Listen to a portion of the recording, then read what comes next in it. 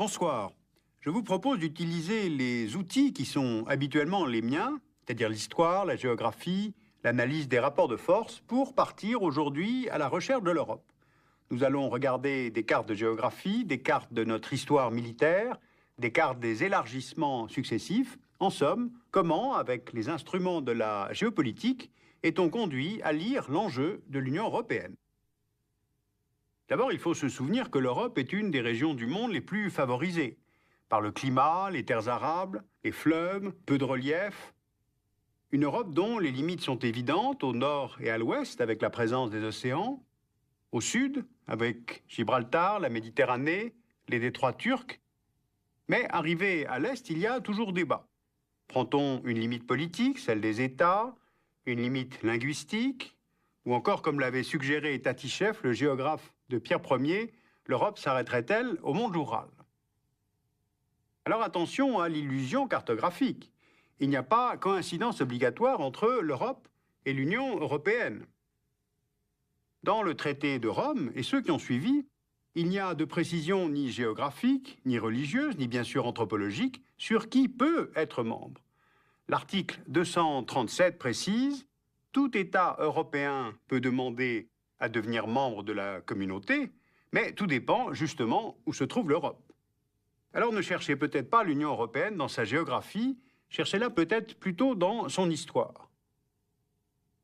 L'Union européenne est née de la guerre, née de notre histoire, qui n'a pas cessé d'être belliqueuse, d'être militaire. Alors sur cet espace que je viens de vous montrer, je voudrais appliquer une carte tirée d'un atlas qui s'appelle Fragments d'Europe et qui localise les lieux des champs de bataille en Europe pendant 250 ans, précisément entre 1740 et 1990. En 250 ans, on a près de 160 conflits armés, totalisant 600 grandes batailles. Ce sont presque toujours les mêmes théâtres d'opération qui reviennent, car ils correspondent à des enjeux identiques, les ports, les villes, les ressources minières, mais pour des ennemis renouvelés à chaque fois.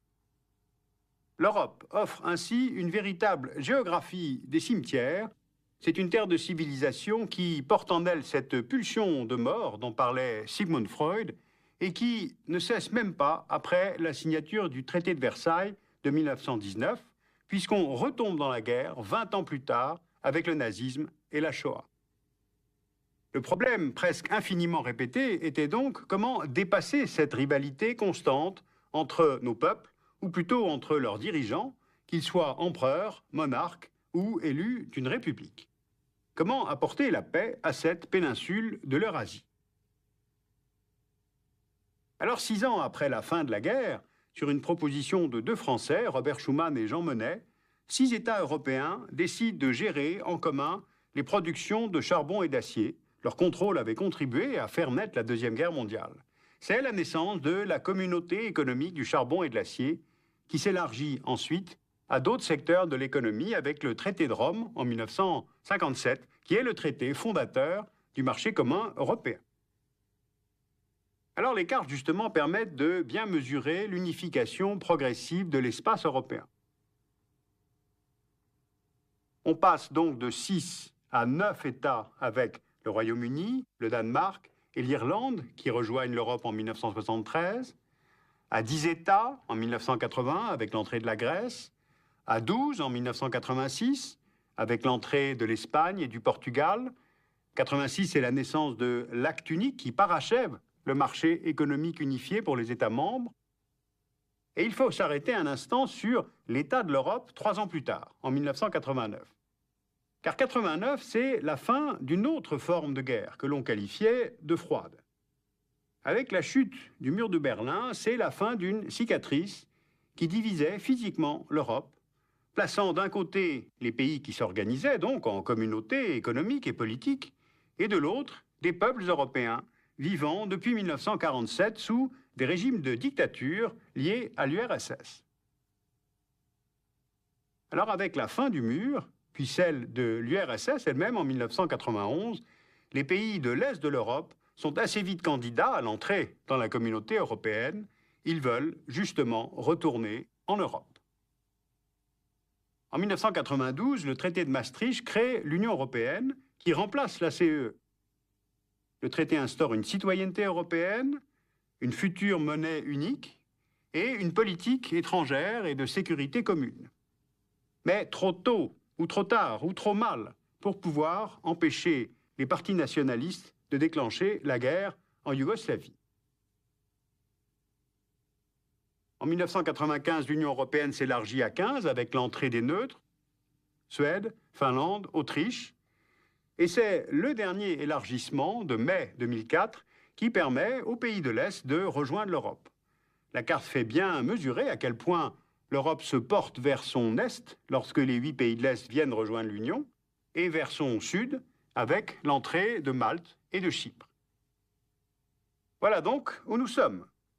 Ce qu'on appelle l'Europe, aujourd'hui, c'est une organisation économique et politique qui s'appelle l'Union européenne, formée de 25 États, avec une superficie totale de près de 4 millions de kilomètres carrés, un marché unique, une zone euro à 12 pays, une convention dite de Schengen qui permet la libre circulation des personnes. C'est une des régions les plus riches du monde, avec le Japon et les États-Unis. Pour vous donner un ordre de grandeur, le produit intérieur brut des États-Unis en 2003 était de 10 474 milliards de dollars et il était de 10 923 milliards de dollars pour l'Union. La population pour l'Europe communautaire est de 446 millions d'habitants pour 291 millions d'habitants aux États-Unis. Voilà, en m'aidant de quelques cartes, j'ai voulu proposer d'autres critères pour réfléchir à cette Europe, mais avec une forte dose d'histoire, car parfois nous ne savons plus d'où nous venons. Polonais, Tchèques, Allemands de l'Est, États baltes se souviennent très bien d'où ils viennent, même pas 15 ans qu'ils sont sortis d'un régime de dictature politique. Mais nous, à l'Ouest, cela fait 60 ans que nous sommes sortis de la guerre. Et pour les générations qui ont 20 ans ou même 40 ans, c'est en fait très abstrait. Or, nos histoires nationales ont souvent glissé vers des histoires nationalistes. Et l'invention de l'Union européenne est un modèle géopolitique qui aide les États à réfléchir autrement à l'idée de nation, à l'utilité de la souveraineté. C'est, pour moi, à cette échelle temporelle et mondiale que se situe la réflexion sur la Constitution. Ces élargissements successifs sont le signe d'un certain succès de l'entreprise, car tout de même, rappelons-le, personne n'oblige personne. Tous les États sont volontaires pour rejoindre l'Union européenne. Mais ce succès entraîne évidemment des tensions et demande des aménagements institutionnels. S'entendre et gouverner à 6, ce n'est pas pareil qu'à 15 et encore moins à 25 ou à 27. Alors après de nombreuses couches de traités, évidemment, il fallait simplifier. Donc, qu'est-ce qu'un traité constitutionnel ? Alors une constitution, selon le Petit Robert, est une charte, un texte fondateur qui vise à organiser les pouvoirs à l'intérieur d'un État avec l'accord des citoyens concernés.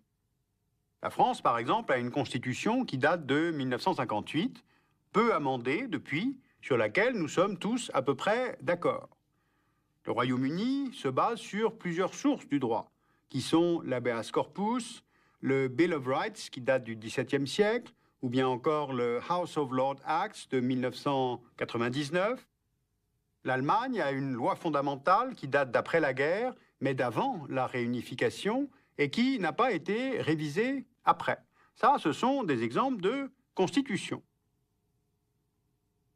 Mais un traité, en revanche, c'est un texte qui fixe une partie des relations entre un État et un autre. Donc, pourquoi parler de traité constitutionnel ? Eh bien, parce qu'il y a ambiguïté. L'Union européenne demeure un groupement d'États souverains dont les relations sont régies par des traités, mais qui cherchent en même temps à adopter un pacte fondateur plus politique, plus ample, sur lequel poursuivent leurs relations dans la stabilité. D'où l'appellation de traité constitutionnel. Plus qu'un traité, mais moins qu'une constitution. Parce que l'Europe, justement, n'est pas un État fédéral. Donc de quoi se plaint-on ? Mais il fallait aller au-delà de la simple association d'États, et toutes les avancées se font par le droit, par les traités, justement. En fait, non, il n'y a pas ambiguïté, il y a compromis. L'histoire de la communauté européenne, c'est en permanence une histoire de compromis entre la souveraineté des États, qui choisissent d'en être membres, et une organisation supranationale. C'est l'histoire d'une tension, et d'une tension plutôt créatrice. Avec la Constitution, tous les traités sont fondus. Rome, Maastricht, L'acte unique, Amsterdam, Nice. Les traités sont désormais remodelés dans une Constitution qui met fin à la fragmentation juridique de l'Union. Il y a création d'une personnalité juridique. L'Union pourra ainsi être présentée comme telle. Ensuite, l'Union aura un président choisi par le Conseil pour 2 ans et demi et renouvelable une fois. Elle aura aussi un ministre des Affaires étrangères européennes. Donc on connaîtra enfin le numéro de téléphone de l'Europe. Une clause a été ajoutée, c'est pour un État le droit de se retirer. Si la Grèce ou la Pologne, par exemple, veulent quitter l'Union, eh bien, la Constitution leur reconnaît d'ores et déjà ce droit. Il y a un peu plus de démocratie aussi. Les 2 pôles de l'Union sont associés pour la prise de décision. Le pôle gouvernemental, donc le Conseil des ministres, et celui des peuples, c'est-à-dire le Parlement.